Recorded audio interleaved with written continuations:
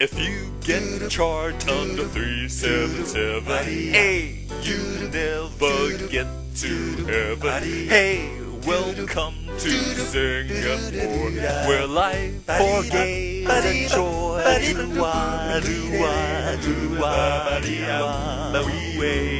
If you get charged under 377, hey, you never get to heaven. Hey, This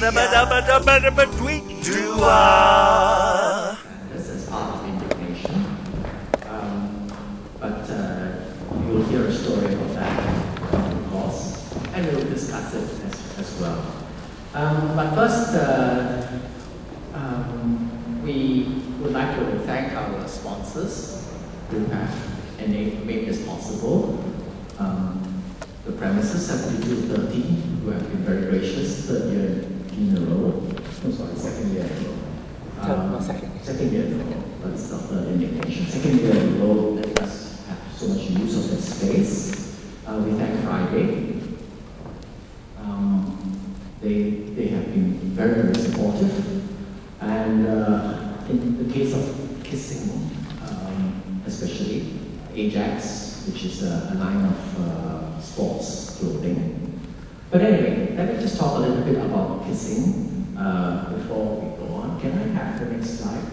As you know, kissing was supposed to be an exhibition of photographs of people kissing, and then there was the first band that indignation got. We thought it might be the last, but obviously it's not the last. We've got plenty more to tell you about. But what was interesting was that as soon as it was banned, the reporters came to me, and the story went out to the International Herald Tribune, San Francisco Chronicle, Guardian, South China Morning Post, and so on, New York, and the New Straits Times in Malaysia. Incredibly, no mention of it was carried in the Singapore papers. Well, anyway, what were those pictures? Let's look at some samples of what I produced. Tonight's set is quite different from the sets that I have presented before. Tonight's sets are grouped in the sense that they are these pictures which appear best as a set. This is the first one, and then there is a second one. Just slight variations, and then the third one when they get into action. There's another one here, this time of women. There they are, getting ready, getting comfortable. It takes a little while because all of them really, I think, have never kissed before for a camera. And so they were a little bit nervous and they didn't know what to expect. And they didn't know, whether things would come out all right or not. So you can sort of like get them just comfortable and relaxed and ask them, just hug each other, hold on, just give me a smile, get used to the lights and so on. And then next, and then they do a kiss for you. Right? Next one, please. Here they are doing it on the staircase, just outside my office. It's a deliberately dark picture. It's basically to remind you of the many times when we had nowhere to go play hooky.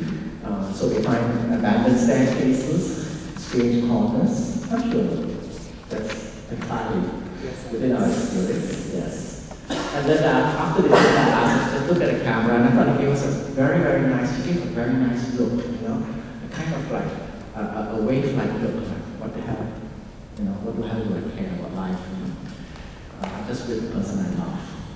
Next, please. Okay, this is a set of 4 pictures. I won't talk much. I don't know whether you'll be able to discern a small, tiny story. Just keep watching the guy in red. Okay? He's with this guy in orange right now. Next picture. This is the guy in red again.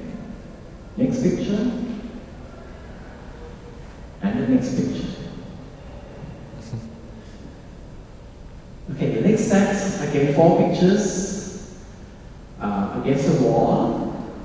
This is a real couple, they actually do know each other. The next one. Next one. And then to consummation.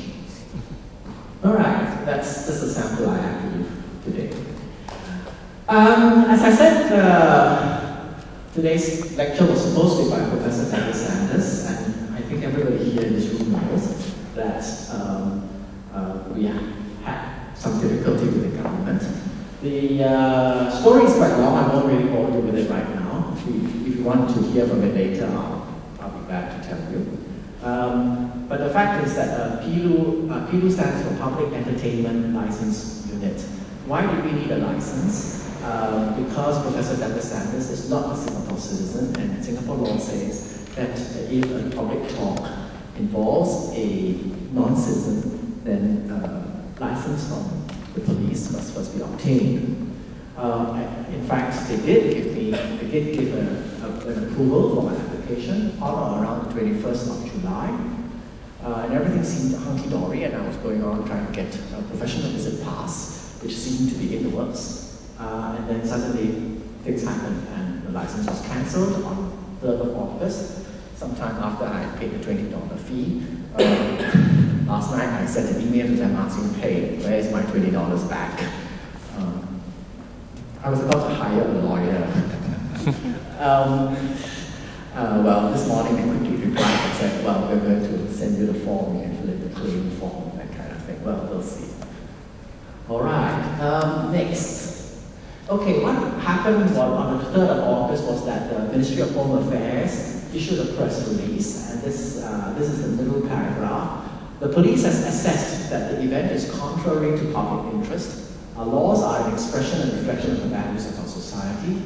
The discourse over a domestic issue, such as the laws that govern homosexuality in Singapore, must be reserved for Singaporeans. The police's apprehension is based on the idea that, that Professor Sanders would be conducting a discourse over a domestic issue. But would Sanders be participating in such a domestic discourse? I mean, if he were not, then the whole basis of cancellation can be called into question. To continue the paragraph, indeed, there have been public forums where Singaporeans have debated and discussed the issue of homosexuality at length. I actually don't think so. There have been very few. Singapore's domestic politics is the domain for Singaporeans, and foreigners should refrain from interfering in the internal affairs of Singapore. These are the reasons they gave for the cancellation of the license that had previously approved. Again, the question is, what evidence was there that Douglas Sanders was planning to interfere? Well, I think we'll let you form your opinion, because Russell and I tonight we won't be really reading the entire script, right? It's really, really heavy because he's an academic, right? I think we can do without this, thank you very much. So what we'll do is we'll paraphrase for you in digestible Singlish what Professor Sanders wrote. If I can wake up this computer that likes to go to sleep on me all the time, yeah, it is a bit of a problem.